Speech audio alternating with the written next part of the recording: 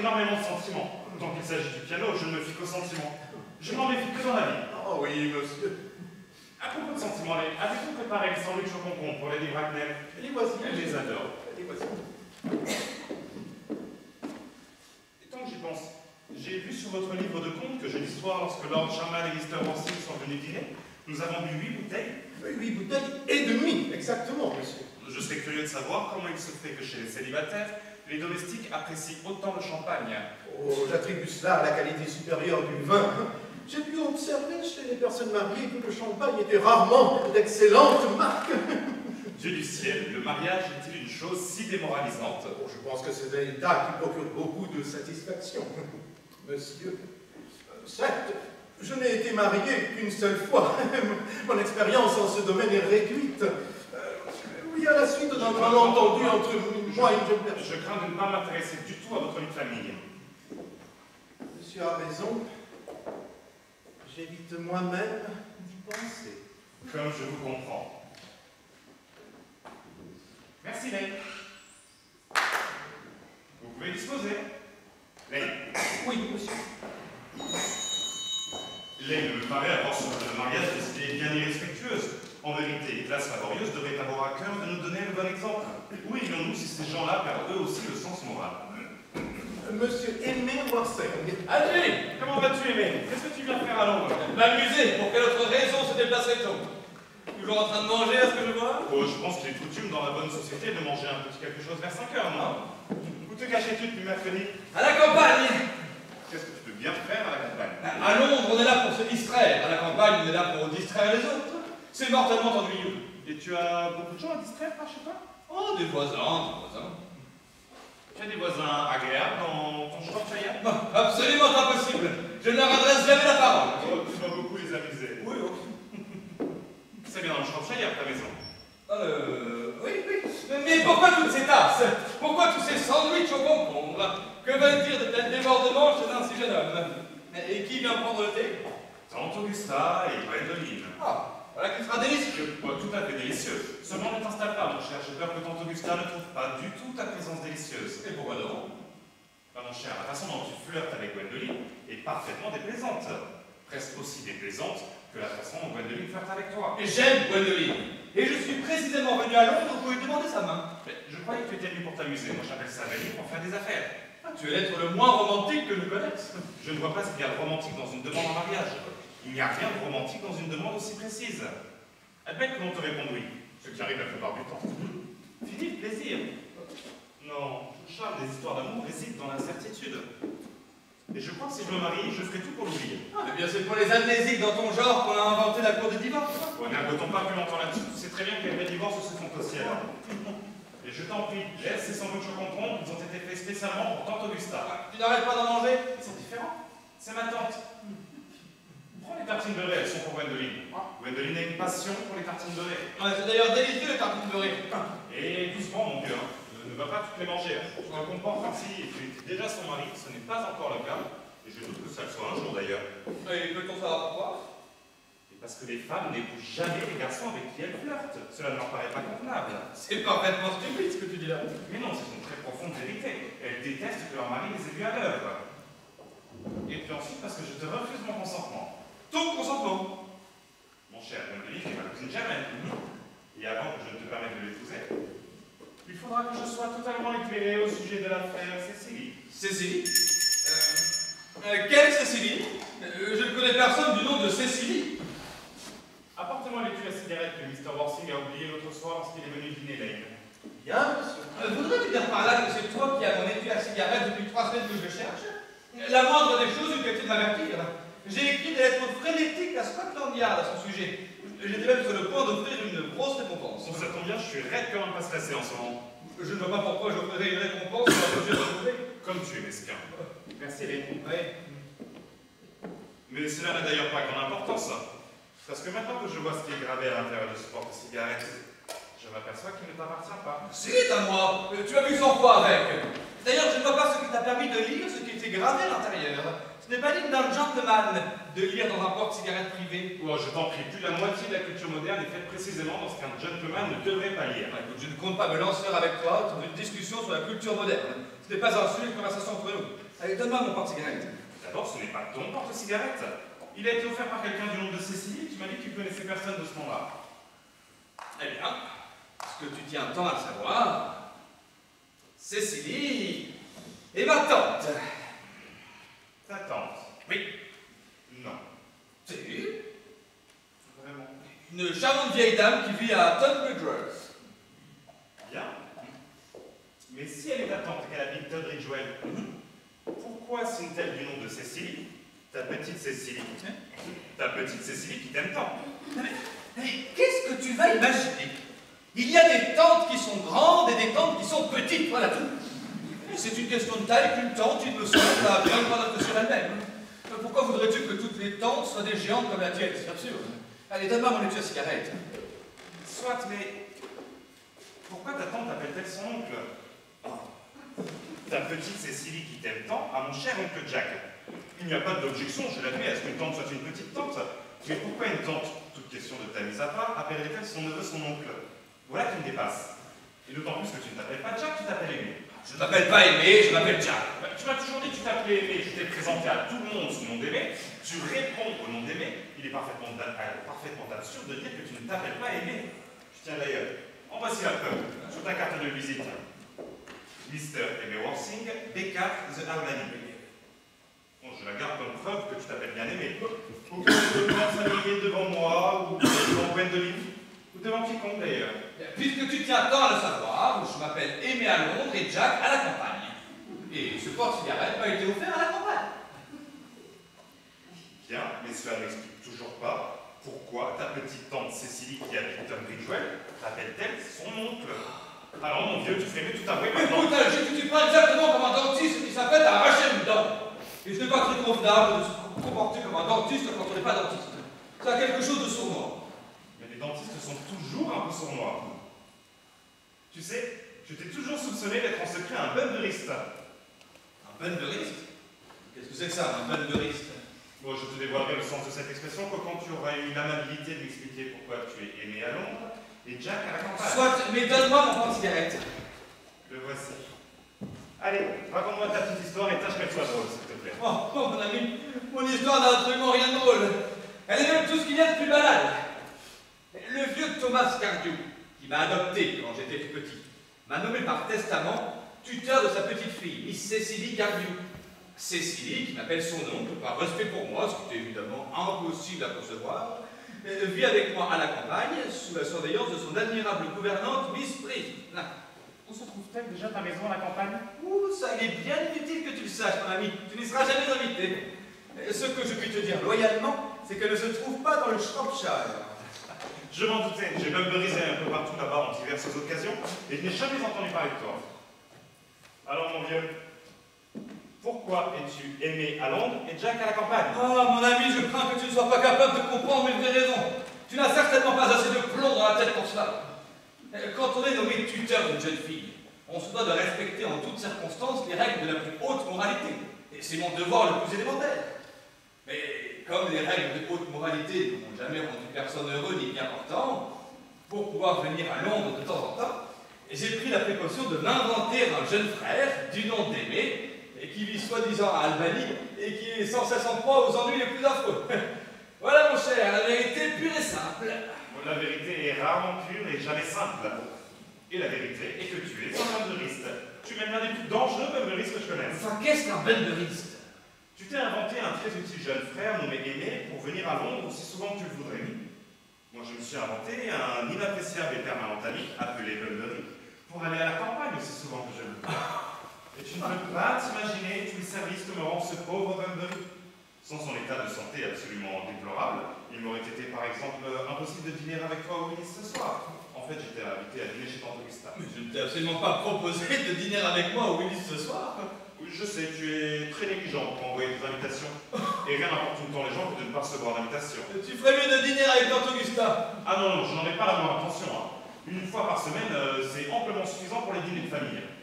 Et puis deuxièmement, quand je dîne là-bas en qualité de membre de la famille, je suis toujours exilé à bout de la table entre deux femmes parfaitement impossibles.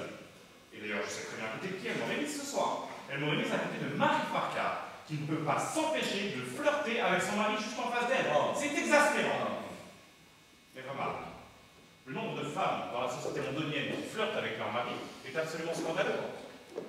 Non, je préfère que nous passions la soirée entre bunburistes. Ah, mais je ne suis pas un bunburiste. Et si Gwendoline veut bien de moi, je suis décidé à me débarrasser de mon frère à la moindre occasion. Oui, Cécilie commence à s'intéresser un peu trop à lui, c'est bien agaçant. Et je t'engage à en faire autant avec monsieur Bunbury. Enfin, avec cet ami qui a un nom à coucher dehors. Oh, rien ne me fera jamais rompre avec Bunbury.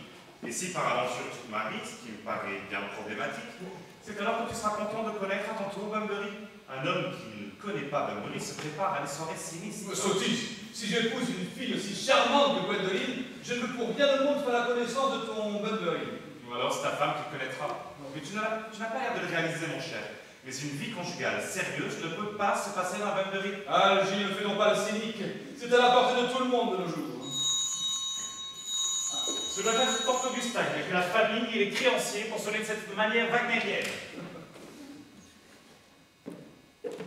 Écoute, Jack, si j'arrive à l'éloigner 10 minutes pour que tu puisses faire ta demande à Gwendoline, est-ce que tu m'invites à dîner au Willis ce soir? Ah, c'est dit, absolument.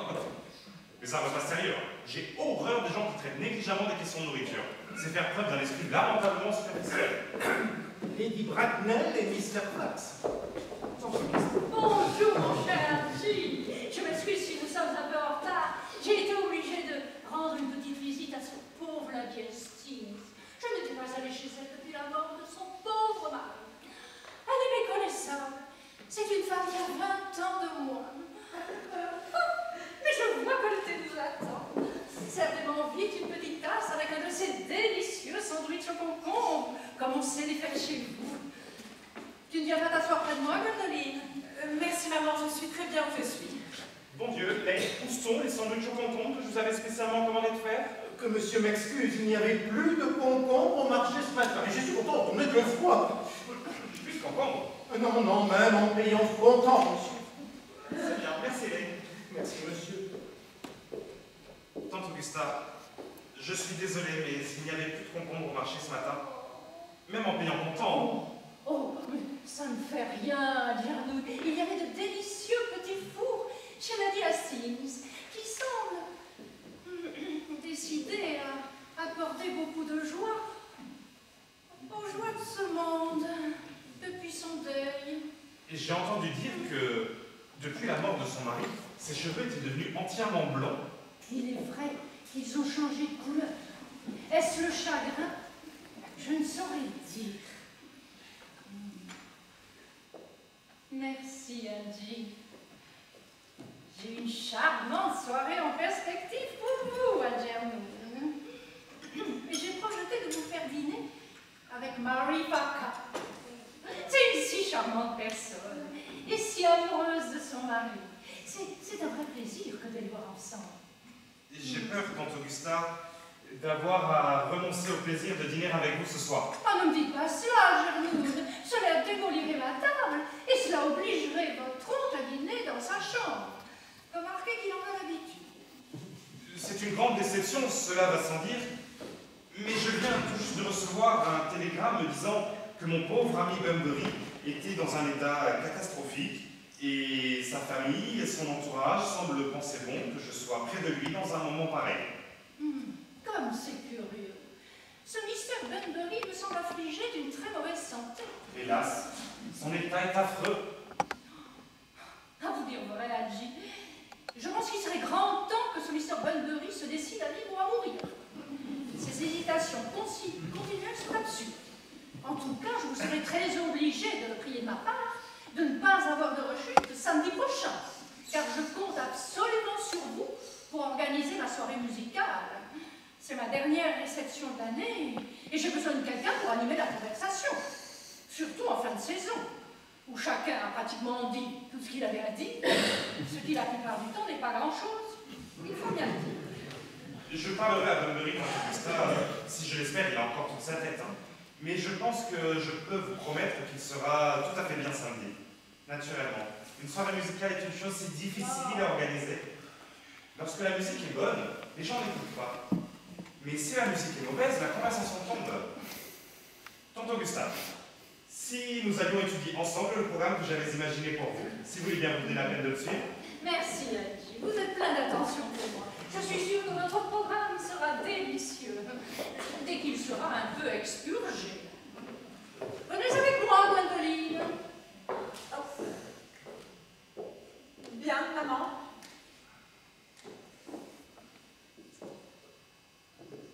Quelle belle journée, Miss Fairfax.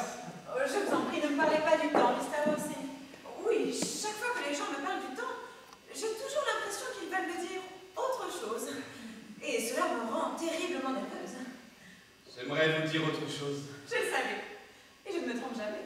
Je voudrais qu'il me soit permis de profiter de la courte absence de votre mère. Oui, je serais bien la première à vous encourager en ce sens, mais maman a la curieuse façon de revenir brusquement dans les pièces qu'elle vient de quitter, alors... Gwendoline, depuis que je vous ai rencontré, je vous admire en secret.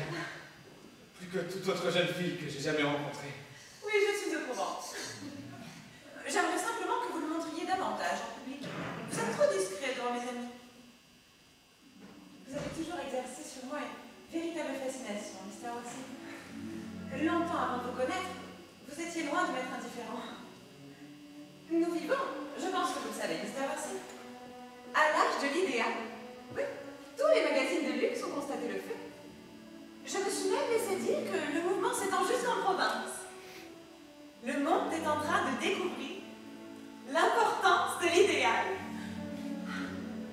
Et tout mon idéal à moi a toujours été d'appartenir à quelqu'un qui s'appellerait Aimé. Il y a quelque chose dans ce nom qui me trouble profondément, quelque chose qui semble décidé d'avance par le destin. Quand Algernon, la première fois, m'a dit qu'il avait un ami du nom d'Aimé, j'ai tout de suite su que j'étais destinée à l'aimer. Vous m'aimez vraiment, Gwendoline? Profondément aimé. Vous pouvez savoir combien je suis heureux. Aimé, mon aimé. Mais vous ne voulez pas dire par là que vous ne pourriez pas m'aimer si mon nom n'était pas Aimé?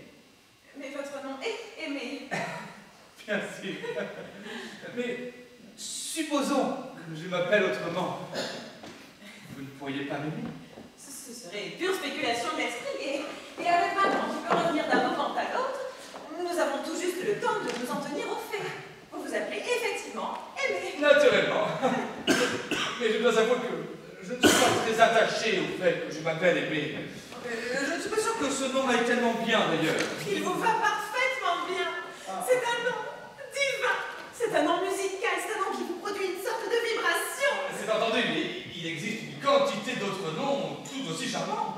Et il me semble que Jack, par exemple, est un nom très joli. Jack. Jack. Il n'y a vraiment qu'une toute petite musique, non, Jack. Non, c'est tant est qu'il y en ait une. Jack. Non, cela ne me fait pas frémir, cela ne produit aucune vibration. J'ai connu plusieurs Jack, et tous, sans exception, étaient des hommes extrêmement terre à terre. D'ailleurs, Jack n'est que le diminutif de Joe. Et je plains très sincèrement la femme dont le mari s'appelle Joe. Non, non, non. Moi, le seul nom qui me transporte sur les ailes de l'idéal, c'est Aimé. Gwendoline, il faut que je me fasse baptiser tout de suite. Enfin, il faut que nous nous marions tout de suite s'il n'y a pas un moment à perdre. Nous marier, Mr. Worthing? Naturellement. Vous savez que je vous aime et vous m'avez laissé entendre que je ne vous laissais pas complètement indifférente. Je vous adore. Mais vous n'avez pas encore fait votre demande en mariage. Nous n'avons encore jamais parlé de mariage. L'idée de se marier n'a même pas été effleurée entre nous. Eh bien, est-ce que je pourrais faire ma demande tout de suite? Je crois que ce serait une excellente occasion. Et pour vous épargner toute déception, Mr. Worthing, je crois qu'il est plus loyal de ma part de vous dire tout de suite très franchement que je suis pleinement décidée à l'accepter. Gwendoline! Oui, Mr. Worthing, que désirez-vous me dire? Eh bien, vous savez ce que je veux dire. Mais enfin, vous ne le dites pas. Pardon. Gwendoline, voulez-vous être ma femme? Mais naturellement, mon chéri. Mais comme vous avez été long, j'ai bien peur que vous n'ayez que très peu d'expérience en matière de demandes en mariage. Mon unique amour, je n'ai jamais aimé personne au monde que vous. Enfin, les hommes font quelquefois des demandes pour s'exercer. Je sais que mon frère Gérard en fait couramment. Oui, toutes mes amies me l'ont dit. Quels merveilleux yeux bleus vous avez.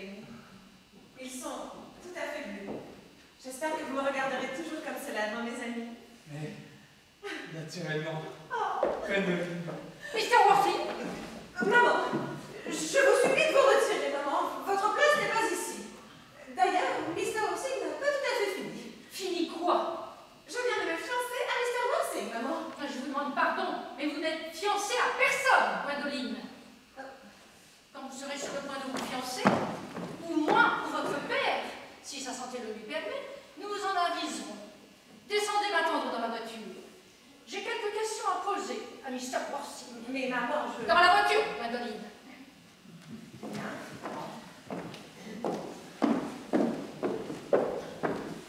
Vous pouvez prendre une chaise, Mr. Worthing. Je vous remercie, je préfère rester debout, Lady Bracknell. Je dois tout d'abord vous dire que vous n'êtes pas sur ma liste de jeunes gens possibles, Mr. Worthing. Et j'ai pourtant la même liste que mon amie la duchesse de Bolton. Mais je suis prête à me coucher sur ma liste si vos réponses sont celles qu'une mère, soucieuse du bonheur de sa fille, peut attendre. Êtes-vous fumeur? Oui, je dois avouer que je suis fumeur. Ah, je suis ravie de l'apprendre. Un gentleman doit toujours avoir une occupation ou une autre. Il y a trop d'oisifs dans notre monde. Quel âge avez-vous? 29 ans. L'âge idéal pour se marier. J'ai toujours professé qu'un homme qui désire se marier doit tout savoir de la vie. Ou bien rien. Que savez-vous de la vie? Rien, Lady Bracknell? Fort bien. Je déteste tout ce qui peut altérer une belle ignorance naturelle. Toutes ces méthodes modernes d'éducation sont absurdes. Fort heureusement, en Angleterre, les méthodes d'éducation n'ont jamais eu aucun effet sur personne. Et c'est cette belle imperméabilité des jeunes gens des hautes classes à toute espèce de culture qui nous a préservé jusqu'ici des révolutions. Quels sont vos revenus? Entre 6 et 7 000 livres par an. En terre ou en placement? Ou en placement surtout. Bien. J'ai également une maison de campagne avec un peu de terre naturellement, mais je ne compte guère là-dessus pour grossir mon revenu.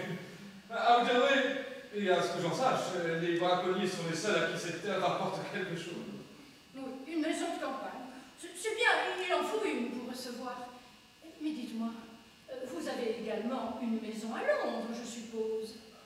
Une jeune fille avec des goûts aussi simples que ceux de Gwendoline ne peut en aucune façon passer sa vie à la campagne. J'ai une maison sur Belgrave Square. Elle est louée à Lady Bloxham, mais je pourrais aisément la récupérer moyennant un préavis de 6 mois. Lady Bloxham, je ne la connais pas. Oh, c'est une dame très âgée. Elle sent très peu. Oh, là, je n'ai plus une garantie de respectabilité de nos jours. Quel numéro, Belgrave Square? 149. 149, le côté qui n'est plus à la mode. Je me doutais bien qu'il y avait quelque chose comme cela. Enfin, passons. Ce n'est pas trop important. Nous pourrons arranger ça. Le côté ou la mode? Les deux, s'il le faut. Quelles sont vos idées politiques? Bon, je crains de ne pas en avoir. Je suis un libéral unioniste de droite. Oh, mais c'est très à gauche, ça. Enfin, ce sont des gens qu'on peut tout de même inviter à dîner. Bien. Passons à des détails de moindre importance. Est-ce que vos parents sont vivants? Je les ai perdus tous les deux. Tous les deux? Mais c'est des tourteries. Mais qui était votre père? Oh, un homme très fortuné, je suppose. Mais faisait-il partie de ce que les journaux radicaux appellent volontiers la fine fleur de l'industrie? Ou était-il sorti des rangs de l'aristocratie? Je crains de ne pas le savoir réellement. Je vous ai dit que j'avais perdu mes parents. Il serait plus proche de la vérité de vous dire que ce sont mes parents qui m'ont perdu. À l'heure actuelle, je ne savais rien de précis sur ma naissance. Je suis un enfant trouvé. Un enfant trouvé? Mais Feu Cardew, un gentleman très bon, très charitable, m'a recueilli et m'a donné le nom de Worthing parce qu'il venait de prendre précisément un billet de première classe pour Worthing ce jour-là. Worthing est une station balnéaire de Sussex. Et peut-on savoir où ce charitable gentleman, qui avait un billet de première classe pour une station balnéaire de Sussex, vous a-t-il trouvé exactement? Dans un sac de voyage. Dans un sac de voyage. Oui. Lady Bracknell, je me trouvais dans un sac de voyage. Un sac de voyage assez grand, très confortable, en cuir avec des poignées, en somme, un sac de voyage d'un modèle classique. Et où Mr. Cardew découvrit-il ce sac de voyage d'un modèle très classique? À la consigne de la gare Victoria. On le lui avait donné par erreur à la place du sien. La consigne de la gare Victoria. Direction Brighton. Oh! La direction est sans importance. Je suis un peu épouvantée par tout ce que je viens d'apprendre, Mr. Worthing. Être né, ou en quelque sorte avoir été porté par un sac de voyage, qu'il ait eu des poignées ou non, me semble faire montre d'un mépris pour les traditions familiales qui me rappellent les pires excès de la Révolution française. Quand à cet endroit où ce sac a été découvert, une consigne de chemin de fer. Cela ne peut servir en aucune façon de base sérieuse à une introduction dans le meilleur des mondes. Alors je vous demande ce qu'il convient de faire. Inutile de vous dire que je suis prêt à tous les sacrifices pour faire le bonheur de Gwendoline. Mr. Worthing, je vous conseillerais vivement de faire jouer vos relations pour vous trouver au plus vite une famille et de faire un sérieux effort pour produire un parent, mâle ou femelle, avant la fin de la saison. Ça me paraît bien difficile. Ah, je pourrais peut-être vous montrer le sac. Il est dans une penderie à la maison. Je pense que ça devrait suffire, mademoiselle. Suffire, Mr. Worthing. Croyez-vous que Lord Bracknell et moi aurions veillé sur l'éducation de notre fille, unique, comme nous l'avons fait, pour finir par la marier dans une consigne et nous allier dans un sac de voyage? Oh. Adieu, Mr. Worthing. Les Bracknell! Les Bracknell! Adieu! Oh, Algy, je t'en prie, arrête cette marche funèbre! Est-ce que tu peux être idiot? Qu'est-ce qui ne va pas, mon petit vieux? Oh. Tu ne vas pas me dire qu'on t'a refusé Gwendoline? Elle est toujours en train de se refuser à quelqu'un, c'est une habitude chez elle. Mensonge! Mais s'il ne s'était agi que d'elle, je serais déjà fiancé. Non, mais sa mère est impossible! Je n'ai jamais vu pareille gorgone! Je ne sais pas exactement ce que c'est qu'une gorgone, mais cette femme en est une. En tout cas, c'est un monstre! Et un monstre qui n'a même pas l'excuse d'être mythologique, celui-là. Pardonne-moi, je pense que je ne devrais pas parler de la sorte de ta famille devant toi, mais... Mon cher ami, j'adore entendre insulter ma famille, c'est le seul moment où je peux la supporter. Oh, Algy, crois-tu que Gwendoline puisse un jour devenir comme sa mère? Dans une centaine d'années. Mais mon cher, toutes les femmes deviennent comme leur mère. C'est bien là leur drame. Et les hommes jamais, d'ailleurs, c'est bien là le leur. C'est profond. Non, mais c'est extrêmement bien dit en tout cas. Et à ce propos, as-tu parlé à Gwendoline sur ta façon d'être aimée à Londres et Jack à la campagne? Non. La vérité n'est pas une chose à dire à une fille aussi charmante et raffinée. Et tu as vraiment une drôle d'idée quant à la manière de se conduire avec une femme, Algy. La seule manière de se conduire avec une femme est de lui faire la cour si elle est jolie, et de la faire à une autre si elle est laide. Parfaitement stupide. Mais non, c'est très profond. Et comment on va aimer? Comment va cette petite crapule d'aimer? Ah, écoute, je suis résolu à me débarrasser de lui à la première occasion. Tiens, il mourra à Paris d'une crise d'apoplexie. Ça arrive à tout le monde, non, de mourir subitement d'apoplexie? Oui, mais c'est héréditaire. Et ça donnerait peut-être à Gwendoline à réfléchir. Bien. Tu ferais mieux lui dire qu'il est mort d'un coup de froid. Ah. C'est plus prudent. Ce n'est pas héréditaire le coup de froid? Ah, pas du tout. Bon, alors mon frère mourra à Paris d'un coup de froid. Voilà qui m'en débarrassera définitivement. Mais dis-moi, tu n'avais pas dit que ta pupille, Miss Cecily Cardew, s'était intéressée d'un peu trop près à ton jeune frère? Tu n'as pas peur de lui faire de la peine en lui annonçant cette brusque nouvelle? Ouh, ça se passera très bien. Mais Cecily Cardew n'est pas une de ces petites sottes romanesques que je suis heureux de dire. C'est une fille qui possède un solide appétit, elle adore la marche et s'intéresse de très loin à ses études. Oh, j'aimerais beaucoup rencontrer cette Cécilie, moi. Mais laisse-moi te dire que cela n'arrivera jamais. Elle est tout à fait charmante et vient juste d'avoir 18 ans. Et as-tu dit à Gwendoline que tu avais une pupille extrêmement charmante qui vient tout juste d'avoir 18 ans? Non. Mais je suis certain qu'elles s'entendront très bien. Tiens, je suis prêt à parier qu'elles s'appelleront déjà ma chérie 5 minutes après avoir fait connaissance. Mais toutes les femmes s'appellent ma chérie avant de se crêper le chignon. Oh. Enfin bon, il est presque 8 heures. Si nous voulons avoir une bonne table, il serait temps d'aller nous préparer. Il est toujours presque 8 heures avec toi. Je meurs de faim. Ah, je ne t'ai jamais connu qu'affamé. Et que ferons-nous après dîner? Irons-nous au théâtre? Oh non, je déteste écouter. Alors si nous allions au club? Non, parler m'agace. Un petit tour à l'Empire, à les 10 heures? Non. Être accoudé au promenoir, à regarder des femmes déshabillées de loin, je trouve ça stupide. Mais que ferons-nous alors? Rien. Rien. C'est harassant de ne rien faire. Bon, remarque, l'effort ne me fait pas peur parce qu'il ne tend à rien de sérieux. Miss Fairfax. Gwendoline, ma parole. Oui, Algy, soyez gentil, éloignez-vous, j'ai quelque chose de très important à dire à Mr. Worsley. Vraiment, je crains de ne pas pouvoir être comprise de cela.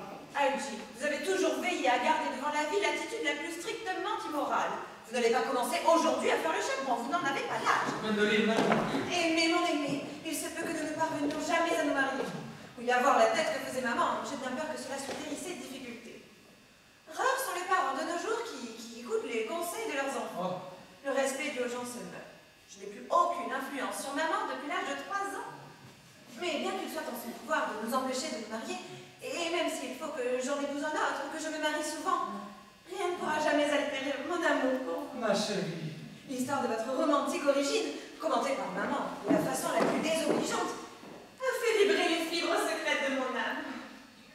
Votre nom de baptême a pour moi une irrésistible fascination. La simplicité de votre tempérament vous rend adorablement incompréhensible pour moi.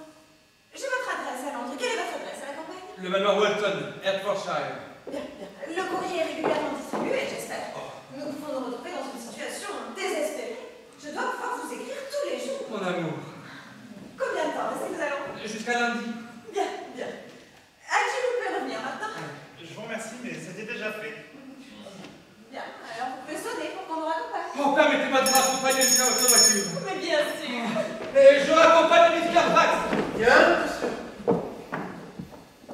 Un verre de chérie, Lane. Bien, monsieur. Oh, Lane, je crois que demain je vais m'en aller Bunburyiser.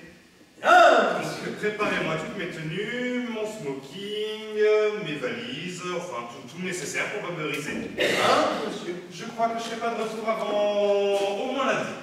Bien, monsieur. J'espère qu'il fait beau à la campagne, Lane. Oh, il ne fait jamais beau à la campagne, monsieur. Oh, vous êtes un parfait pessimiste. Je fais de mon mieux pour satisfaire monsieur. Ah, quelle fille sensible et intelligente. C'est la seule personne dont j'ai jamais été amoureux. Et le je me passe qu'à drôle. Oh, la santé de ce pauvre Bunbury m'inquiète beaucoup en ce moment. Si tu n'y prends garde, Algy, ton Bunbury va te causer de sérieux ennuis. Mais j'adore les ennuis, ce sont les seules choses qui ne m'ennuient pas. Quelle absurdité. En fait, tu ne peux pas dire autre chose que des absurdités. Mais personne ne le peut. Oh. Allez, allons dîner. Si nous voulons avoir une bonne table, c'est temps d'y aller. Allez, on Willis, mon ami.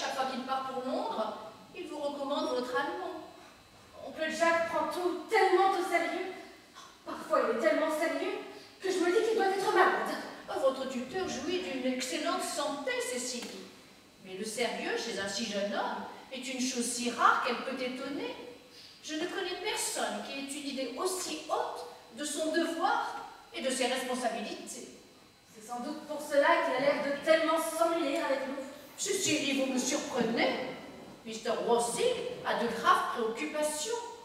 L'esprit futile des oisifs et leur plaisanterie facile seraient tout à fait déplacées chez un être comme lui. Vous ne pouvez pas oublier son inquiétude constante au sujet de son malheureux jeune frère. Oncle Jack devrait bien nous l'amener de temps en temps, ce pauvre jeune homme. Je suis sûre que nous aurions une très bonne influence sur lui. Vous voyez, l'esprit, plus j'y pense, plus je suis sûre que nous aurions une très bonne influence sur lui. La géographie, l'allemand, ce sont là des choses qui ont une excellente influence sur un jeune homme. Je ne pense pas avoir beaucoup d'influence sur un tempérament qui, de l'aveu même de son frère, a toujours été irrémédiablement faible et dissolu.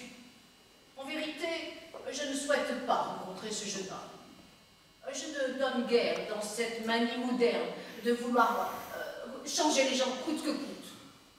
Chacun récolte ce qu'il a semé. Mais laissez se calmer, Cécilie. Je ne vois pas du tout l'intérêt pour une jeune fille de tenir un journal intime. Je tiens un journal intime pour y noter tous les sentiments extraordinaires qui me bouleversent. Sans cela, je serais capable de les oublier.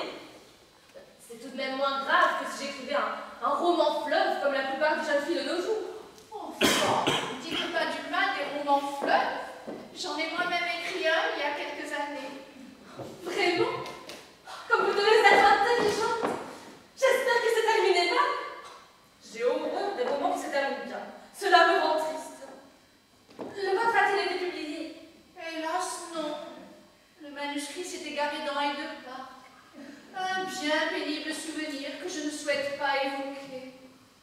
Allons, au travail maintenant, enfant. Ce n'est pas avec des conversations de ce genre que vous allez faire des progrès en allemand.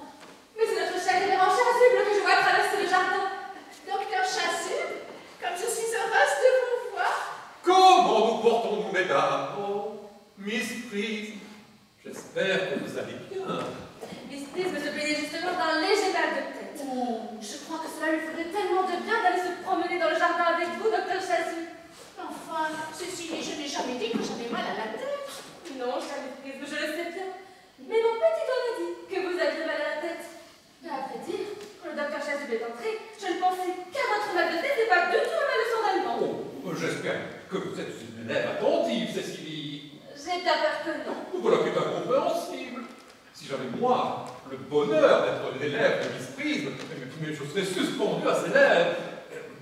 Je parle métaphoriquement, bien sûr. Je pense que Mr. Worthing n'est pas encore rentré de Londres. Nous ne l'attendons pas avant lundi après-midi. Oui, je sais qu'il a volontiers passé ses dimanches à Londres. Ah, Mr. Worthing n'est pas un de ces jeunes hommes légers. On peut dire comme hélas, son malheureux jeune frère qui sacrifie tout à la musique. Mais je ne veux pas importuner la nymphe et son élève plus longtemps. Et chérie, mon nom est Laetitia, cher révérend. De simple allusion poétique, tirée des auteurs païens. Je pense que je vous verrai au vêpres toutes les deux ce soir. Je pense, cher révérend, que je vais tout de même aller faire un petit tour avec vous. Je crois qu'au fond, j'ai mal à la tête et qu'un peu de marche me fera du bien. Mais avec plaisir, Miss Prise, avec le plus grand des plaisirs. Nous pourrions aller jusqu'à l'école et revenir. Oh, ça serait délicieux. Cécilie, en mon absence, vous lirez votre économie politique. Vous pouvez passer le chapitre sur la chute de la roue. Oui. Il y a là quelque chose d'un peu trop posé pour vous. C'est curieux, comme ces problèmes purement mécaniques peuvent donner lieu à la plus mauvaise littérature. Ça, géographie, ça, l'économie politique, affreux allemand. Mr. Aimé Worthing est bien arrivé, mademoiselle. Ses bagages sont dans la voiture. Mr. Aimé Worthing, B4, Albanie. Le frère d'oncle Jack. Lui avez-vous dit que monsieur était à Londres? Oh oui, mademoiselle. Et il a pas écrit désappointé. Je lui ai dit que mademoiselle était dans le jardin avec Miss Prism. Il dit qu'il serait très désireux d'avoir un moment d'entretien avec elle. Dites à Mr. Aimé Worthing de venir. Je pense que vous pouvez déjà faire préparer sa chambre. Bien, mademoiselle. Je suis un peu effrayée. Je n'ai encore jamais rencontré d'homme dépravé. Mais j'ai si peur que cela ne soit pareil de votre zone. Tout pareil. Je suis sûr que vous devez être ma petite cousine Cécilie. Vous vous trompez, monsieur. Je ne suis pas petite. Je suis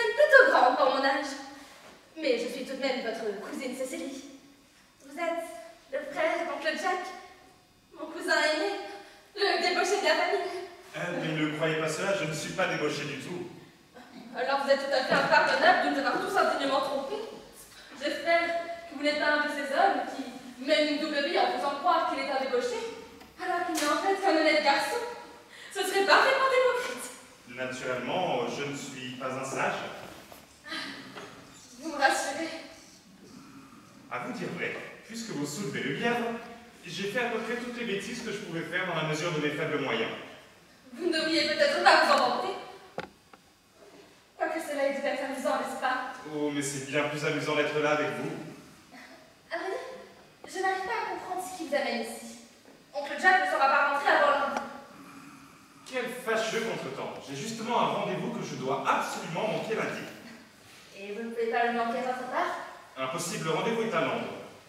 Je crois pourtant que vous devriez attendre l'arrivée de l'oncle Jack. Je sais qu'il voulait vous parler au sujet de votre départ pour les colonies. Au sujet de mon quoi? De votre départ pour les colonies? Il est justement allé à Londres pour acheter votre équipement. Mais je ne vais pas laisser Jack acheter mon équipement, c'est quelqu'un qui ne sait même pas choisir une cravate. Je crains que vous n'ayez pas besoin de cravate. Oncle Jack vous envoie en Australie. En Australie? Ah non, mais plutôt mourir. Dit à table mercredi soir qu'il vous faudra choisir entre ce monde et ses lois, l'autre monde ou l'Australie. Soit, les renseignements que l'on m'a communiqués sur l'Australie et l'autre monde n'étant pas des plus encourageants, je crois que ce bas monde sera assez bon pour moi, Cécilie. Mais serez-vous assez bon pour lui? Je ne sais pas, mais peut-être que vous pourriez m'aider à devenir quelqu'un de meilleur. Vous pourriez en faire votre mission sur cette terre si vous le voulez bien, Cécilie. Je crains de ne pas avoir le temps cet après-midi. C'est bien, j'essaierai donc tout seul. Cela me paraît difficile, mais vous pouvez toujours essayer. Et c'est curieux, j'essaye, et je me sens déjà meilleur. Vous n'en avez pas l'air. C'est parce que je meurs de faim, ça me brûle toujours le temps. Vous avez la tête. Ce qu'il faut avant tout à un convalescent, c'est une nourriture saine et régulière. Venez avec moi. Auparavant, puis-je avoir une fleur pour ma boutonnière, s'il vous plaît? Je ne peux pas manger de bon appétit si je n'ai pas de fleurs à ma boutonnière. Une maréchale Nièce? Non, je préférerais une rose rose. Pourquoi? Parce que vous êtes une rose rose, cousine Cécilie. Je ne suis pas sûre que ce soit très convenable de me dire cela. Miss Prisme ne me dit jamais de choses pareilles. Parce que Miss Prisme est une vieille demoiselle myope, et vous avez les plus jolis yeux que je n'ai jamais vus. Miss Prisme dit que les yeux des jolies filles sont des pièges. Il y a des pièges où tout homme censé aimerait tomber. Mais je n'ai aucune envie de prendre au piège un homme sensé. Je ne saurais absolument pas quoi lui dire. Vous êtes un homme trop solitaire, mon révérend. Vous devriez vous marier. L'Église primitive réprouvait le mariage des prêtres, Miss Prisme. Mais c'est la raison pour laquelle elle n'a pas dû plaire. Vous n'avez pas l'air de réaliser, cher révérend, qu'en s'obstinant à rester célibataire, un homme devient un objet permanent de tentation. Les hommes n'y pensent pas toujours, mais c'est le célibat qui conduit le sexe faible à sa perte.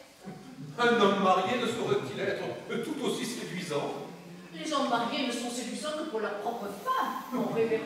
Et bien souvent me suis-je dit, même pas pour elle. Cela dépend uniquement de la qualité de la femme.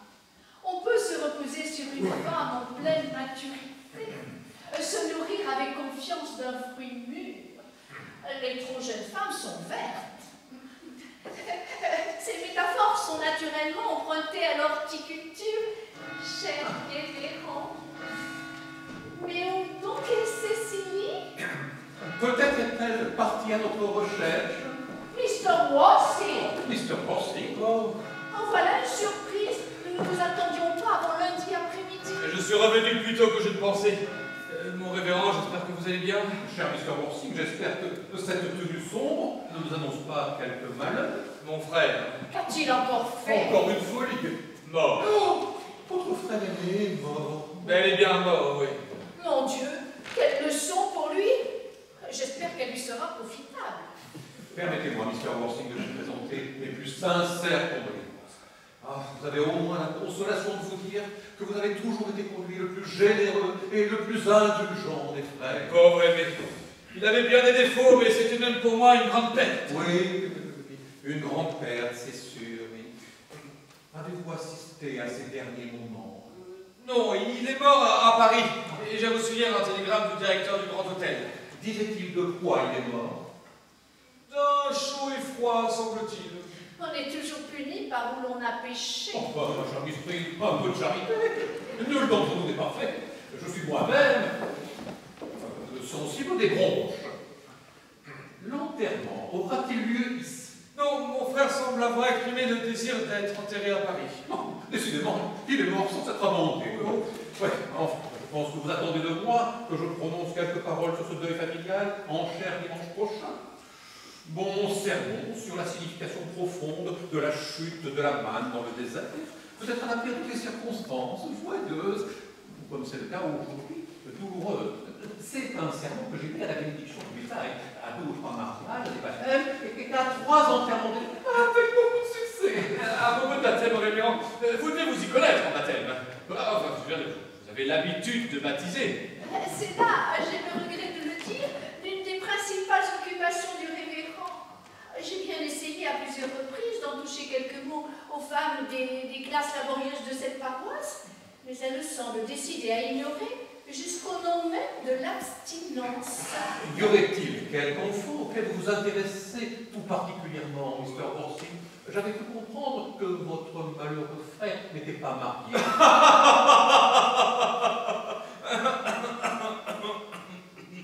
Certes, non. Comme se gardent bien de l'être tous ceux qui ne vivent que pour leur plaisir. En vérité, il n'est nullement question d'enfant ici. C'est moi que j'aimerais que vous baptisiez, si vous n'y voyez pas d'inconvénient. Vous êtes certainement déjà baptisé, Mr. Worsing. Je n'en ai pas le bon souvenir. Mais avez-vous des doutes fondés à ce sujet? J'ai en tout cas l'intention d'en avoir. Et évidemment, si vous y voyez quelque obstacle, vous me trouvez peut-être trop vieux. Non, non, pas du tout. L'aspersion d'eau bénite et même l'immersion pour les adultes est une pratique parfaitement conforme au canon de l'Église. L'immersion. Rassurez-vous, Mr. Worsing, l'aspersion d'eau bénite peut suffire. Il semble même recommandable sous nos cliniques. Bien. Alors, à quelle heure souhaiteriez-vous que la cérémonie ait lieu? Je pourrais faire un saut à l'église vers 5 heures, si ça vous convient. 5 heures. C'est parfait. J'ai justement 2 baptêmes à cette heure-là. 2 charmants jumeaux qui sont venus au monde dans une masure isolée de notre paroisse. Le père et le pauvre Jenkins, le camionneur, un homme qui travaille dur. Et si ça ne vous fait rien, j'aimerais autant ne pas être baptisé en même temps que d'autres bébés. Si nous disions 5h30. Parfait, parfait. Et maintenant, Mr. Worsing, je ne veux pas m'imposer plus longtemps dans une maison en deuil. Je vous conjure seulement de ne pas vous laisser aller aveuglément à votre chagrin. La charité délie souvent en épreuves amères les bienfaits dont elle nous comble. Et celle-ci me paraît un bienfait nullement déguisé. Oncle Jack, quel bonheur que vous soyez revenu. Mais qu'est-ce que c'est que cet horrible costume? Elle était tout changée. Cécilie. Enfin, mon enfant. Mais voyons, Oncle Jack, ne faites pas cette tête-là. On jurerait que vous avez mal au temps. Et moi, qui avais une si bonne nouvelle pour vous. Devinez qui se restaure en ce moment même dans la salle à manger. Dis donc. Aimé, votre frère aimé. Il est que bien qu'il est là. Mon frère, mais c'est absurde, je n'ai jamais eu de frère. Oncle Jack ne dit pas cela. Si mal qu'il se soit conduit avec vous, il reste néanmoins votre frère. Et vous ne pouvez pas le nier. Oncle Jack, pour l'amour de moi, il faut que vous lui pardonniez. Il faut que vous l'embrassiez tout de suite. Je vais le chercher. Cécilie, revenez. Je vous répète que je n'ai jamais eu de frère. Le ciel vous l'a rendu, mon enfant. C'est parfois des guérisons inespérées. Je me demande bien pourquoi le ciel se mêle. Tout était enfin arrangé. Je veux bien être pendu si j'y comprends quelque chose. Oh. Comment c'est toi? C'est moi. Je suis venu tout spécialement de Londres pour te dire que j'étais navré de tous les soucis que je t'avais causés et que grâce à Cécilie, j'étais enfin décidé à devenir un homme meilleur. Ça me fait le plaisir de ficher le corps immédiatement. Oncle Jack, vous n'allez pas refuser la main de votre propre frère. Je n'ai pas de frère. Et personne au monde ne pourra m'obliger à serrer la main de cet individu dont la présence ici est parfaitement immorale. Il sait tout à fait pourquoi. Oncle Jack, soyez généreux. Il y a du bon et du mauvais en chacun de nous. Aimé était justement en train de me parler de la manière la plus touchante de son pauvre ami Mr. Bunbury. Je suis sûre qu'on n'a pas le droit de désespérer d'un homme qui est si beau avec un pauvre infirme et qui délaisse si souvent les plaisirs de la capitale pour aller s'asseoir au chevet de son lit de douleur. Bunbury, il a osé vous parler de Bunbury. Oui, il m'a dit sur ce pauvre Mr. Bunbury, sur son déplorable état de santé. Bunbury l'a mesuré comble. Je vous invite de l'écouter quand il vous parle de Bunbury. Et évidemment, tous les torts ont toujours été de mon côté, mais j'arrivais ici repentant et ton accueil me fait énormément de peine. Allons bon, tu ne peux pas refuser de serrer la main au regras. À l'enfant prodigue. Oncle Jack, si vous refusez la main de votre frère, je ne vous le pardonnerai jamais. Vous êtes mon tuteur, et je vous dois le respect en tout état de cause. Mais je demeure maîtresse de mon estime. Et de mon amour.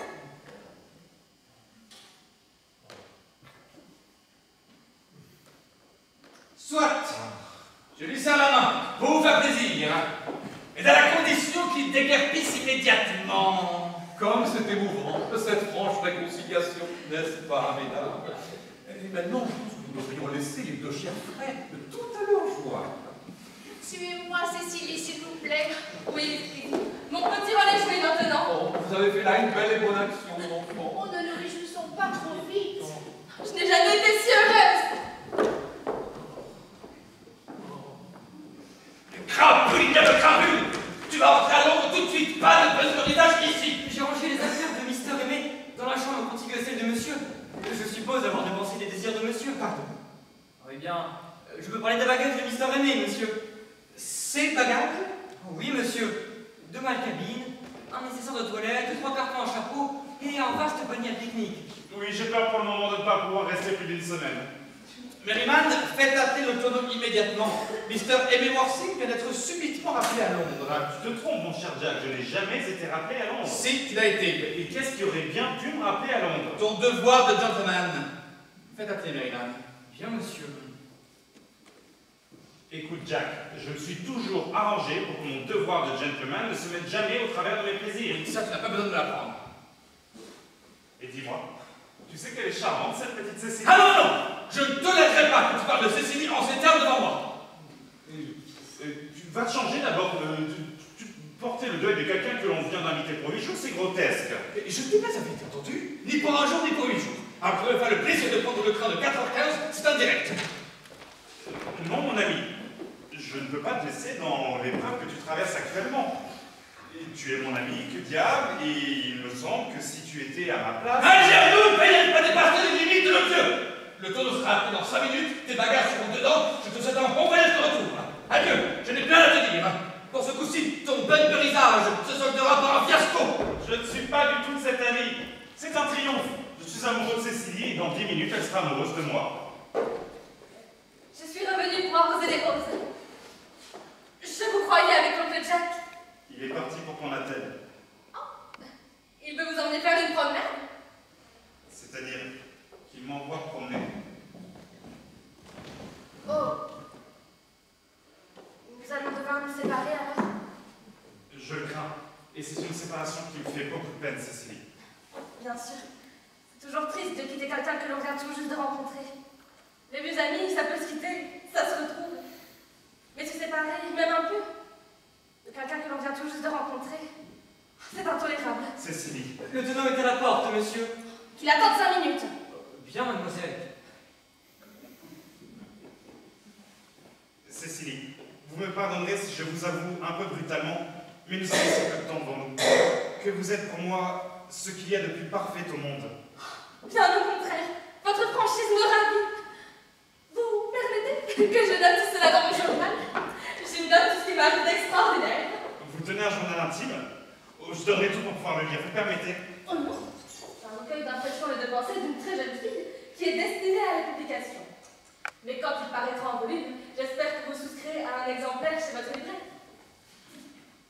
Ce qu'il y a de plus parfait au monde, c'est tout. Non. Depuis la première fois où je vous ai vu, depuis que mon regard a rencontré le vôtre, Pas trop vite. j'ai senti que je vous aimais sauvagement, passionnément, dévotieusement. Dévotieusement. Oh, comme c'est beau. T-I-E-U. Oui, T-I-E-U. Dévotieusement, désespérément. Désespérément. Pourquoi désespérément? Il ne faut jamais désespérer. Cécilie. Le tenant attend toujours, Mais je monsieur. dis plus qu'à rien la semaine prochaine à la même heure. Oh, bien, monsieur. Oncle Jack sera furieux s'il apprend que vous avez décidé de rester jusqu'à la semaine prochaine à la même heure. Mais je me fiche de l'oncle Jack et de sa fureur. Je me fiche de tout au monde, Cécilie. Sauf de vous. Voulez-vous vous marier avec moi? Mais naturellement, cher petit idiot. D'ailleurs, pourquoi me le demander? Voilà 3 mois que nous sommes fiancés. 3 mois. Oui, cela ferait exactement 3 mois, jeudi. Et comment nous y sommes-nous pris? Du jour où l'oncle Jack nous a appris qu'il avait un frère. Un jeune frère débauché, corrompu du nom d'Aimé. Vous êtes naturellement devenu le principal sujet de conversation à Miss Prism et à moi. Et quelqu'un dont on parle beaucoup, on finit par se dire qu'il doit y avoir quelque chose de très attachant chez lui. J'avoue que c'est un peu fou de ma part, mais je suis amoureuse de vous, Aimé. Ma chérie, et quand est-ce que nous avons décidé de nous marier? Le 14 février dernier. Lassée de votre obstination à ignorer jusqu'à mon existence, j'ai décidé d'en finir d'une manière ou d'une autre. Et après un long combat avec moi-même, j'ai accepté de vous donner ma main sur les branches de ce cher vieux tilleul. Le lendemain, j'ai acheté cet anneau, gravé à votre nom. Et voici les 2 jours enlacés, symbole des amants fidèles que je vous ai juré de porter toute ma vie. Mais c'est moi qui vous ai offert ce petit bracelet? Mais il est ravissant. Oui, vous avez toujours eu un goût très sûr, Aimé.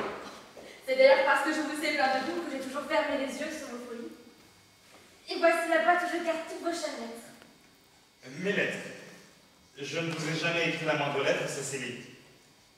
Inutile de me le rappeler, Aimé. Je sais bien que c'est moi qui ai été obligée de les écrire, vos lettres. J'en écrivais 3 par semaine. Quelquefois davantage. Permettez-moi de les lire, s'il vous plaît. Non, elles vous rendraient trop vaniteux. Les 3 que vous m'avez écrites, surtout quand nous avons rompu nos fiançailles, sont si belles et si pleines de fautes d'orthographe que même aujourd'hui, je ne peux pas les relire sans éclater en sanglots. Parce que nos fiançailles ont été rompues.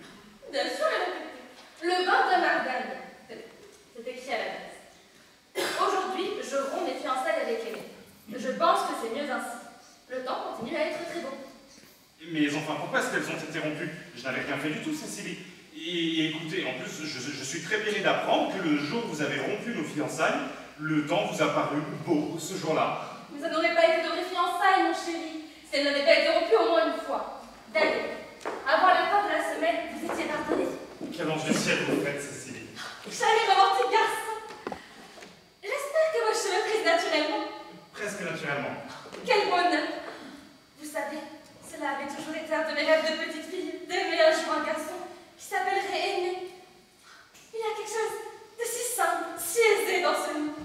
C'est comme si notre amour était déjà inscrit au ciel. Je plains les femmes dont le mari ne s'appelle pas Aimé.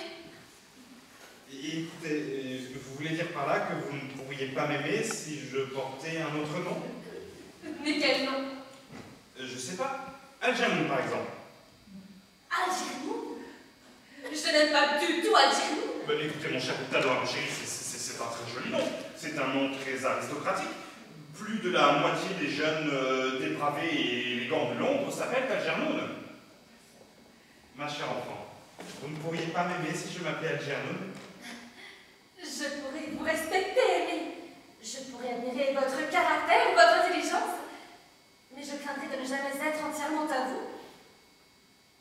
Bon. Cécilie, le pasteur qui était ici tout à l'heure a, je le suppose, une grande pratique des rites et des cérémonies du culte. Bien sûr. Il faut que je l'entretienne d'une affaire extrêmement urgente. Ah. Je n'en ai pas pour plus d'une demi-heure. Une demi-heure. Nous sommes mariés depuis le 14 février dernier. Il a fallu que j'attende jusqu'à aujourd'hui pour faire votre connaissance. Et vous voulez me faire encore attendre une demi-heure? Vous ne pouvez pas tâcher de bâcler ça en 20 minutes? Je ne fais qu'à l'éviter. Mon amour. Quel garçon impétueux et que j'aime ces cheveux frisés. Il faut que je note tout cela dans mon journal.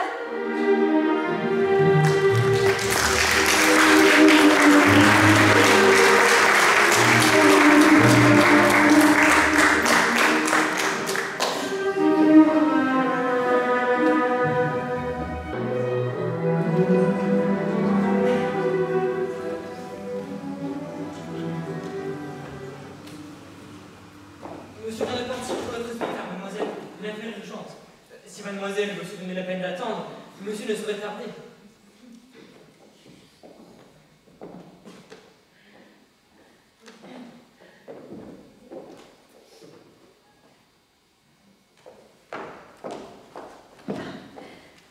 Permettez-moi de me présenter.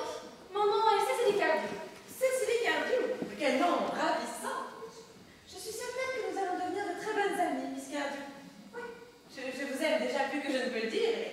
Mes premières impressions ne me trompent jamais. Comme c'est gentil à vous de m'aimer déjà. Asseyez-vous donc, je vous en prie. Merci.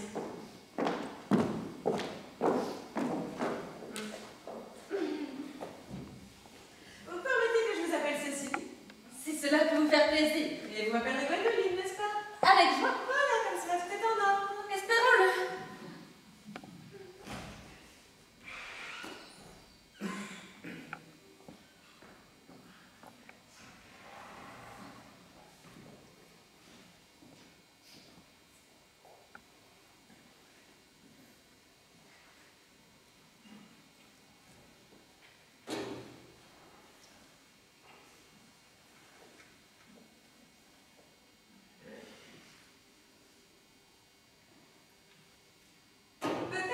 Le moment est-il venu pour moi de vous expliquer qui je suis? Mon père est Lord Bracknell. Vous n'avez jamais entendu parler de lui, je suppose? Non, jamais. Oui, cela ne m'étonne pas. En dehors de sa famille, personne n'a jamais entendu parler de lui. Papa est un homme qui ne sort jamais. La maison n'a toujours pas eu le cadre idéal pour un homme, vous ne pensez pas? Oh, pardonnez-moi, Cécilie, mais maman, dont les idées sur l'éducation sont très arrêtées, a tenu à ce que je sois très myope. Cela vous dérangerait-il que je prenne mon face à main pour mieux vous regarder, Cécilie? Mais pas du tout, Gwendoline. J'adore qu'on me regarde.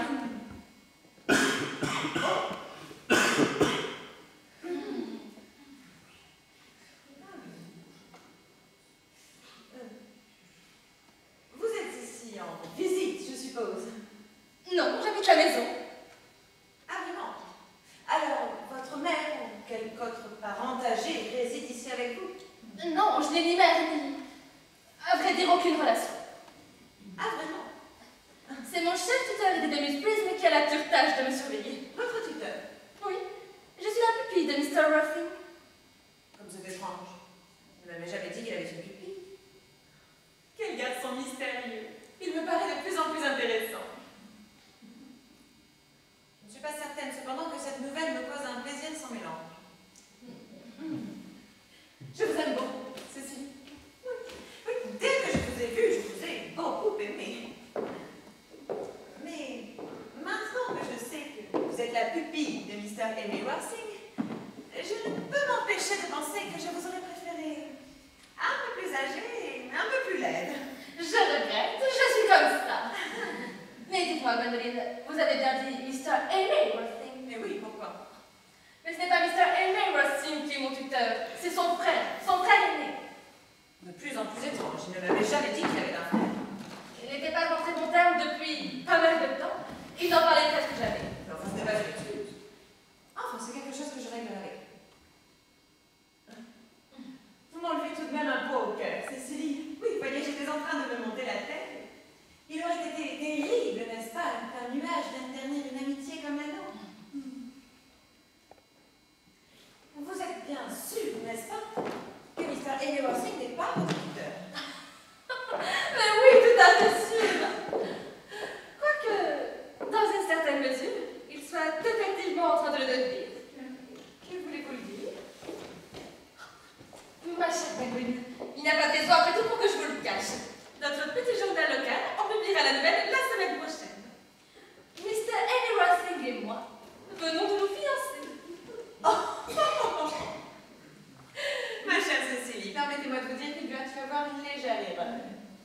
C'est avec moi que Mr. Henry Worthing est fiancé. La nouvelle va être publiée dans la page mondaine du Morning Post samedi prochain. Je crains en effet que nous soyons victimes de quelques maladresses, ma chère Gwendoline. Car il y a 10 minutes exactement que Mr. Henry Worthing a demandé ma main. Tenez, c'est fraîchement noté. Comme c'est curieux. Mr. Henry Worthing m'a demandé d'être sa femme hier après-midi, à 5h30. Tenez, si vous tenez tellement à vérifier, je l'ai également noté.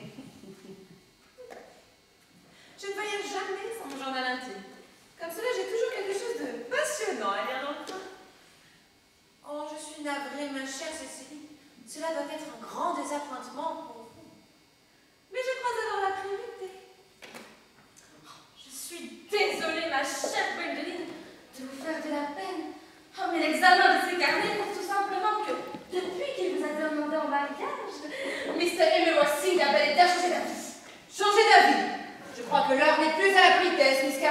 J'ai l'habitude d'appeler un chat, et moi une dinde.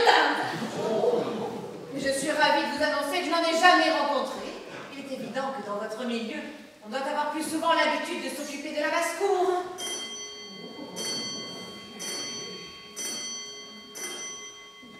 Dois-je servir au thé comme d'habitude, mademoiselle? Comme d'habitude. Bien, mademoiselle.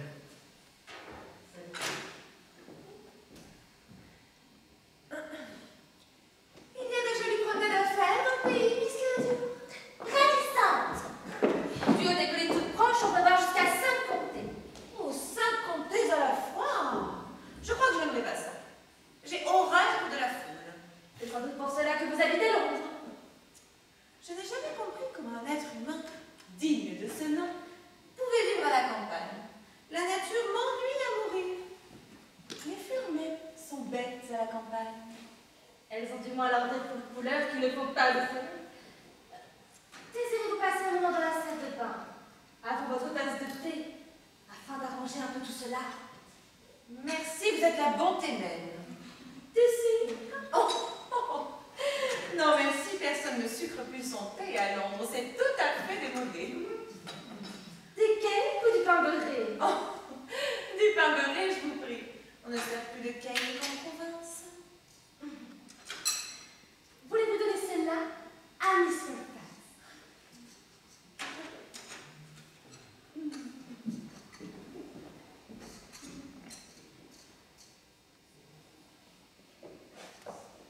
Oh, mais vous avez rempli mon thé de sucre.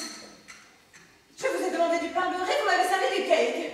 Je suis bonne fille, Miss Cardew, et tout le monde vante la douceur de mon caractère. Mais je vous avertis que vous allez trop loin maintenant. Pour sauver un pauvre et innocent garçon des machinations d'une intrigante, je suis prête à aller aussi loin qu'il le faudra, Miss Fairfax. Au premier coup d'œil, j'ai vu que vous étiez une chippie, et mes premières impressions ne me trompent jamais. Chippie, vraiment mal élevé, avec votre robe ridicule et votre rouge barbouillé partout. Je vous interdis de me parler sur ce ton. Et moi, je vous interdis de dire que ma robe est ridicule. Petite provinciale mal fagotée. Mal fagoté, une fille qui a un chapeau pareil se met de lécher les autres. Mais c'est qu'elle me décoiffe, la petite brute. Tenez! Gwendoline! Oh, Aimé! Un instant. Pouvez-vous me dire si vous avez demandé cette jeune fille en mariage? Demander Cécilie en mariage? Mais qui a bien pu fourrer cette idée dans votre jolie tête? C'est ma pupille! Alors vous pouvez. Je savais bien qu'il y avait un malentendu, Miss Fairfax. Le gentleman dans le bras duquel en ce moment est mon tuteur. Miss Jack Worthy. Comment dites-vous? C'est l'oncle Jack. Oh mon Dieu, mais quelle horreur! Et voici Aimé Worthy. Mon amour. Un instant. Pouvez-vous me dire si vous avez demandé cette jeune fille en mariage? Mais quelle jeune fille? Mais non, mais Dieu du ciel, c'est Gwendoline, bien sûr que non. Alors vous pouvez. Je savais bien qu'il y avait une erreur, Miss Cardew. Le gentleman qui est en train de vous embrasser est mon cousin, Mr. Algernon Moncrief. Algernon Moncrief? Vous avez bien dit Algernon? Non mais quelle horreur!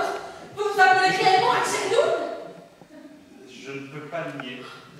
Et votre nom est réellement John? Je pourrais le nier. Si je voulais, je pourrais tout nier. Mais c'est un fait, je m'appelle John. Et il y a des années que je m'appelle John. Quelle déception pour nous deux! Ma pauvre petite Cécilie brisée. Ma douce Gwendoline blessée. Permettez que je vous appelle ma chérie, n'est-ce pas? Bien sûr, ma chérie. Oh. Les hommes sont des brutes! Mais alors, où est votre véritable frère aîné?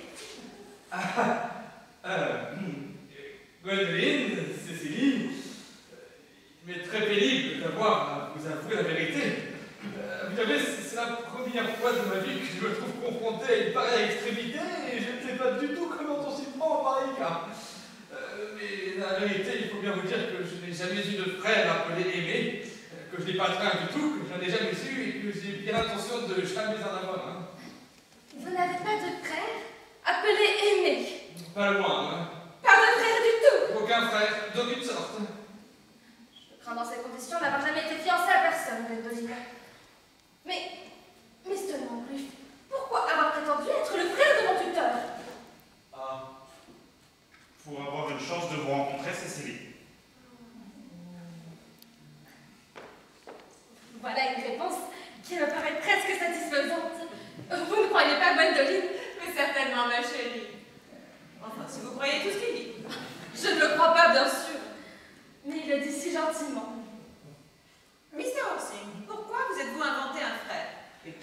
sans doute vous allez me l'expliquer, afin d'avoir le prétexte de venir me voir à Londres aussi souvent que possible. Pouvez-vous en douter, Mr. Fax? J'ai toute raison d'en douter. Mais je suis décidée à y croire. Ma chérie, leurs explications me paraissent tout à fait convaincantes, vous ne pensez pas? Surtout celle de Mr. Worthing. Elle semble avoir l'accent de la vérité. Je suis pour ma part tout à fait convaincue par ce que m'a dit Mr. Longcliffe. Sa voix seule suffit pour qu'on le croie, indépendamment de ce qu'il dit. Vous pensez alors que nous pouvons leur pardonner? Je crois que nous le pourrions, ma chère. Si seulement il faisait un effort pour s'appeler aimer. Oui, nous allons faire cet effort. 2 gouttes d'eau et ce sera vrai dans 5 minutes, mon amour. Lady Bracknell. Dieu du ciel. Lâchez ce jeune homme, Gwendoline, et venez immédiatement près de moi. Gwendoline, avertie de la fuite de ma fille, par son incorruptible femme de chambre à qui j'ai acheté les confidences pour la somme de 10 shillings, je me suis mise immédiatement à sa poursuite par le premier train, qui était d'ailleurs un train de marchandises. Enfin, passons. Je suis heureuse d'être arrivée à l'heure pour vous dire, Mr. Worthing, que vos relations avec ma fille doivent cesser immédiatement. Je suis décidé à épouser Gwendoline quoi qu'il arrive, Lady Bracknell. Vous n'êtes décidé à rien de semblable, c'est moi qui vous le dis. Et maintenant, à Algernon. Algernon? Oui, tante Augusta. Algernon. Est-ce bien dans cette maison qu'habite votre pauvre ami infirme Bunbury? Bunbury. Non, Bunbury n'est pas ici. Bunbury est actuellement autre part. En fait, Bunbury est mort. Mort? Mais quand est-il mort? Ça aurait dû être extrêmement subite. J'ai tué Bunbury cet après-midi. Enfin, non, je veux dire que Bunbury est mort cet après-midi. Pauvre garçon, mais de quoi est-il mort? Bunbury, bah, il a explosé. Explosé? Aurait-il été victime d'un attentat? Je ne savais pas que ce Mr. Bunbury s'intéressait aux questions sociales. Le voilà bien puni de ses goûts déplacés. Et tante Augusta, je veux dire par là que Bunbury a été découvert. Enfin, qu'on a découvert que Bunbury ne pouvait pas vivre, et c'est pourquoi il s'est enfin décidé à mourir. Ah, je suis heureuse d'apprendre que ce Mr. Bunbury a décidé d'adopter une ligne de conduite et à s'y tenir. Et maintenant que nous voilà débarrassés de lui, pouvez-vous me dire, Mr. Worthing, à qui appartient la main de cette jeune femme que mon neveu tient dans la sienne d'une manière qui ne me paraît pas absolument nécessaire? C'est la main de Miss Cecily Cardew, ma pupille, Lady Bracknell. Une main que je suis disposé à lui demander dès aujourd'hui, tante Augusta. Je vous demande pardon. Mr. Longcliffe et moi sommes fiancés, et nous allons nous marier, Lady Bracknell. Je ne sais pas ce qu'il y a de particulièrement excitant dans l'air de ce comté, mais le nombre de fiançailles qu'on y apprend me semble dépasser de beaucoup le pourcentage habituel des statistiques. Agis, mon neveu, et je suis sa seule tante. Une petite enquête de ma part ne vous paraîtra pas déplacée, mademoiselle. Mr. Worthing, Miss Cardew descend-elle également en droite ligne d'une des plus célèbres gares londoniennes? Un simple renseignement. Je dois dire que jusqu'à hier, j'ignorais totalement qu'il pouvait y avoir des familles entières qui avaient pour origine un terminus. Miss Cecily Cardew est la fille de feu Mr. Cardew, 149 Belgrave Square, Londres, le manoir Gertrude Dorset, Surrey, et les Cascatelles Fifeshire, Écosse. Cela ne me paraît pas à négliger. Les 3 adresses inspirent toujours confiance, même chez un simple industriel. Mais qui me dit qu'elles sont authentiques? J'ai conservé avec soin le bottin mondain de l'année de décès de feu Mr. Cardew. Je le tiens à votre disposition, Lady Bracknell. J'ai noté beaucoup d'erreurs dans le bottin mondain. Les avoués de la famille Cardew sont Mr. Marquis. Marquis. Une étude extrêmement distinguée. Je me suis même laissé dire qu'un de ces messieurs marquis était parfois invité à certains dîners dans le meilleur monde. Vous donnez là la meilleure des garanties. Vous êtes bien, Lady Bracknell.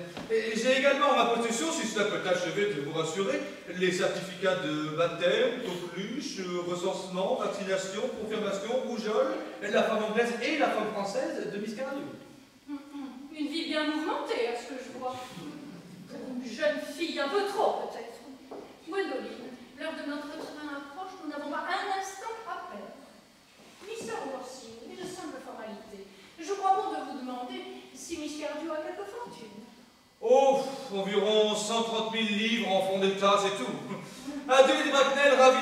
votre connaissance. Un moment, je vous prie, 130 000 livres en fonds d'État.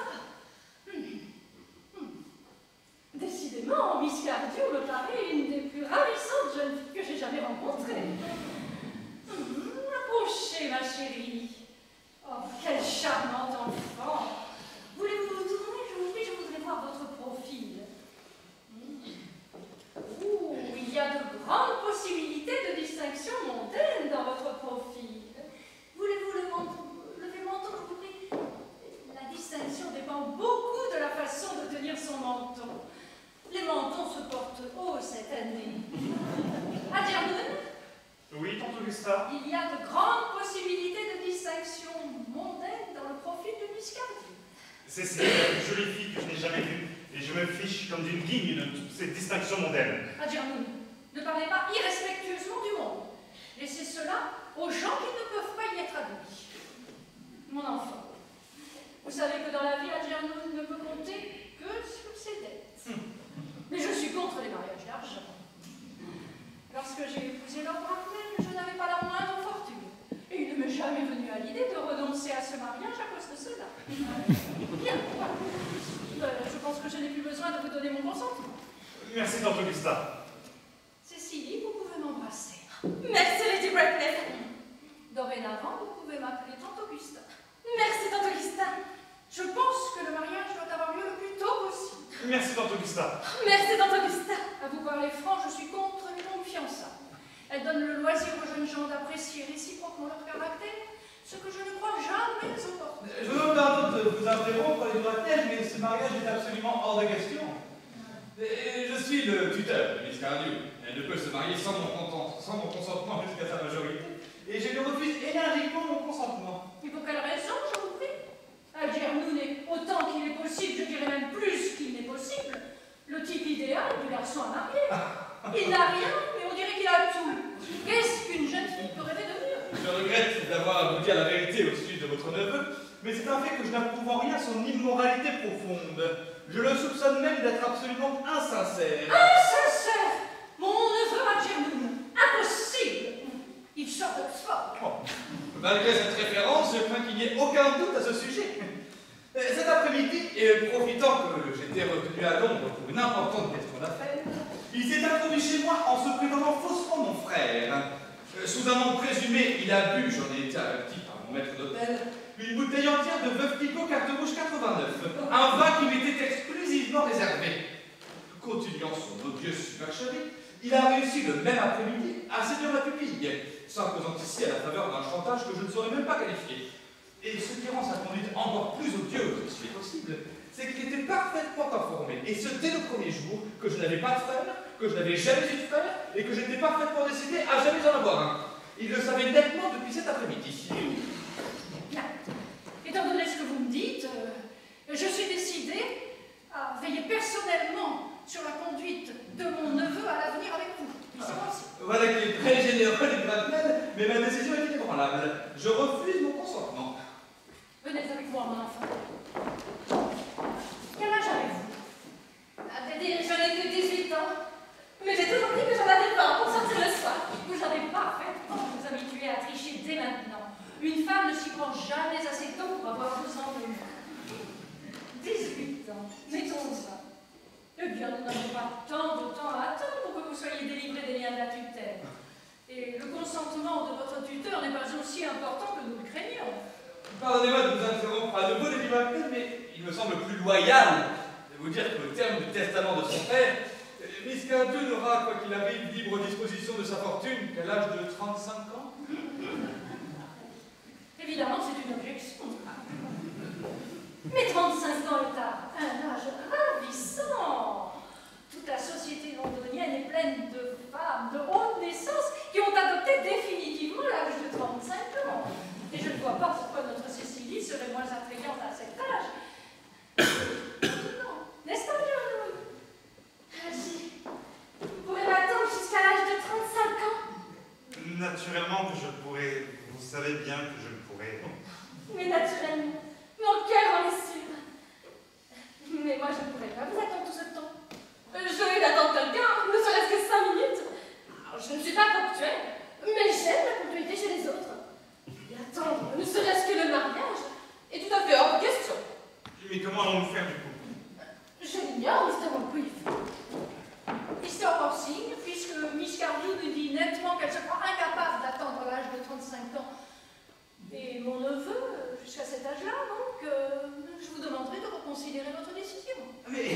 Ma chère Lady Bracknell, la décision est entièrement entre vos mains. Et si vous consentez à mon mariage avec Gwendoline, je serai parfaitement disposé à permettre à votre neveu d'épouser ma pupille. Vous devez être conscient, Mr. Orsine, qu'une telle offre émanant d'un sac de voyage est absolument hors de question.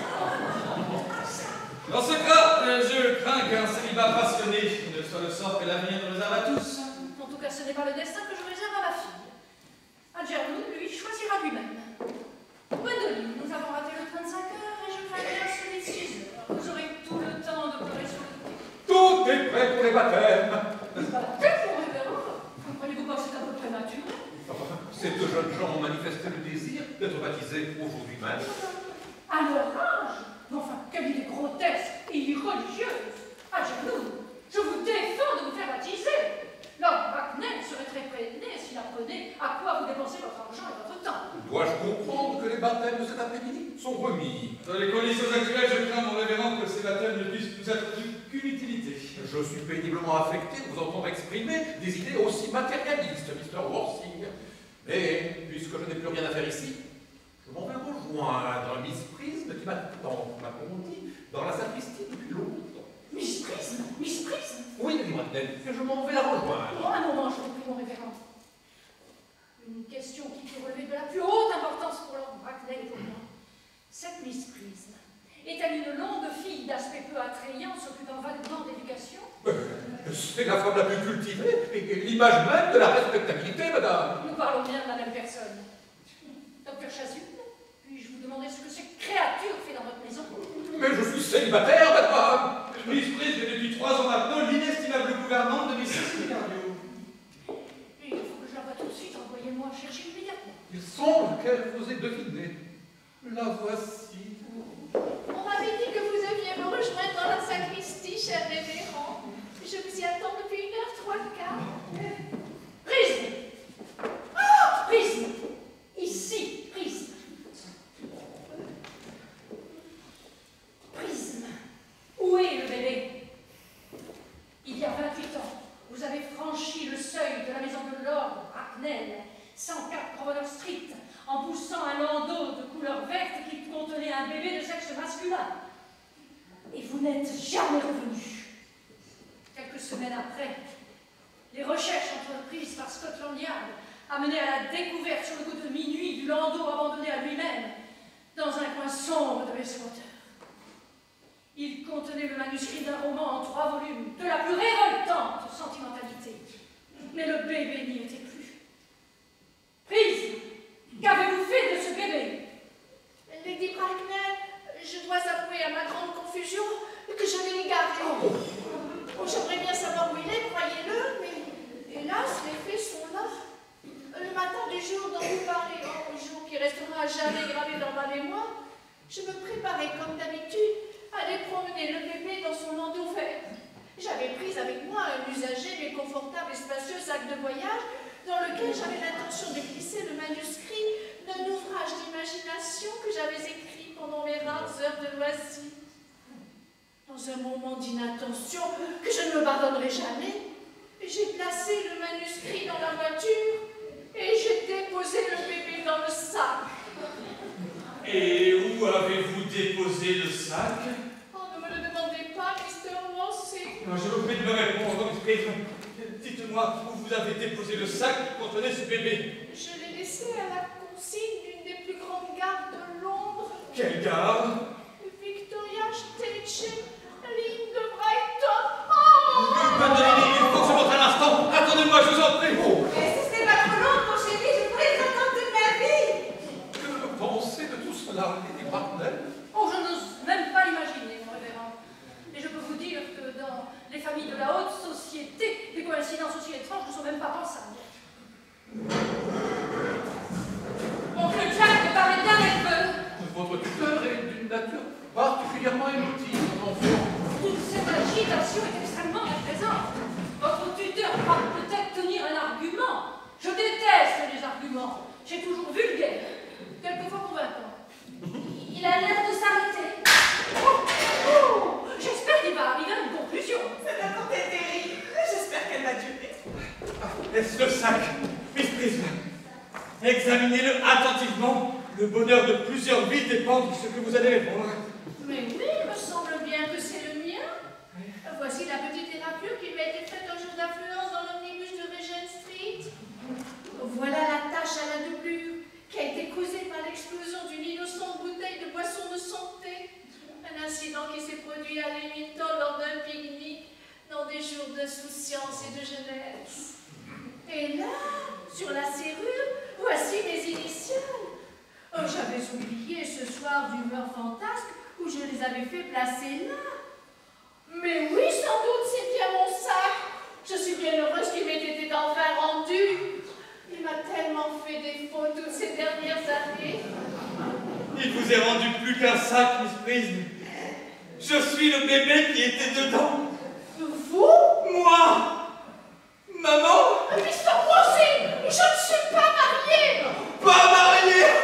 Oh, le bonheur que je ne m'attendais pas à ce dernier coup! Ah, mais après tout, qui a le droit de jeter la pierre à une femme qui a souffert? Est-ce que le repentir de toute une vie ne peut excuser une faute? Oui, pourquoi y aurait-il une mesure pour les hommes et une autre pour les femmes? C'est absurde! Je vous pardonne! Maman! Mr. Bossy, il y a là une grave erreur. Voici la femme qui veut vous dire qui vous êtes. Lady Wagner. J'ai horreur des questions indiscrètes, mais voulez-vous bien me dire qui je suis? J'ai bien peur que ce que j'ai à vous apprendre, mon garçon, ne vous enchante guère. Vous êtes le fils de ma pauvre sœur, Mrs. Moncrief, et par conséquent, le frère aîné d'Algernon. Le frère d'Alger? Alors j'ai un frère, en fin de compte! J'ai toujours dit que j'avais un frère! Cécilie, comment avez-vous pu douter que j'avais un frère? Oh ben mon ami Miss Prism, voici mon frère! Nathalie, mon frère! Ah, jeune canaille! Il va falloir vous construire mon frère cadet. Ça n'a pas été le cas jusqu'à présent. Jusqu'à présent, vieille canaille, je n'étais pas au courant. Mais je tâcherai de me rattraper à l'avenir, bien que je manque un peu de pratique. Mais mon chéri, c'est affreux. Quel est votre nom maintenant que vous êtes devenu un autre? Mon Dieu, j'oubliais ce détail. Votre décision à son sujet est toujours irrévocable? Irrévocable, je ne change jamais. Sauf de sentiment. Quelle noble nature vous avez, Gwendolyn. Alors il faut trancher la question. Tante Augusta, à moi encore. Lorsque Miss Prism m'a égaré dans ce sac de voyage, avais-je déjà été baptisé? Tous les luxes que l'argent peut acheter, y compris le baptême, vous ont été prodigués par vos généreux parents. Donc j'étais baptisé, c'est un fait. Et quel nom m'avait-on donné? Avouez-moi le pire. Étant le fils aîné, vous aviez sûrement le même prénom que votre père. Et quel était le prénom de mon père? Le prénom de votre père. Oh, c'est curieux, je n'arrive pas à me rappeler le prénom du général. Remarquez qu'il en avait un. Votre père était un excentrique, mais uniquement sur la fin de sa vie. Vous savez, le climat de l'Inde, le mariage, les digestions difficiles. Bon, Agit, tu ne te souviens pas du prénom de ton père?